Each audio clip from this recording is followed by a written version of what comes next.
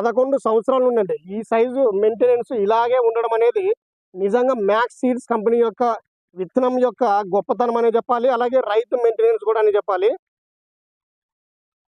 Okay. మీరు గమనించినట్లయితే ఇప్పుడు ఒక సంవత్సరం వేసిన విత్తనాన్ని నెక్స్ట్ సంవత్సరం వేస్తాడో ఏరన్న నమ్మకం కూడా లేదు. అటువంటిది కంటిన్యూగా 11 సంవత్సరాలు ఈ రకాన్ని వేస్తున్నా అంటే రైతు దగ్గర దీని దగ్గర వర్తుండే బట్టి నీకు ఆటోమేటిక్గా వేస్తారు. వర్త్ లేకపోతే వేయరు కదా. ఈ విధంగా కంటిన్యూగా దాదాపు అంటే ఆయన చూసి దాదాపు అంటే ఇక్కడ 6 మంది వేస్తున్నారు రైతులు.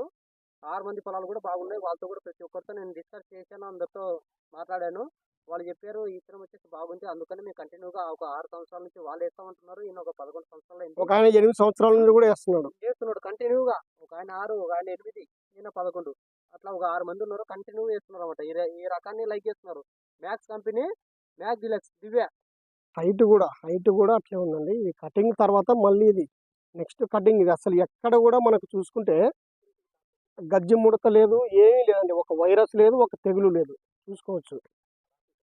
కటింగ్ కాయ కూడా కాయ చూసుకోవచ్చు. ఎక్కడ లెంత్ అనేది తగ్గట్లేదు. కాపు కానీ ఏ చెట్టుగా నీటి నీట్గా పొలం కూడా నీట్గా ఉంది. చూసుకోవచ్చు అండి లెంత్ ఇదిగా. ఏ చెట్టుకైనా చూసుకోవచ్చు. కాపు కూడా ఎక్కడ డోకలేదు. కాపు కానీ సైజులు కానీ ఏ మాత్రం తగ్గలేదు.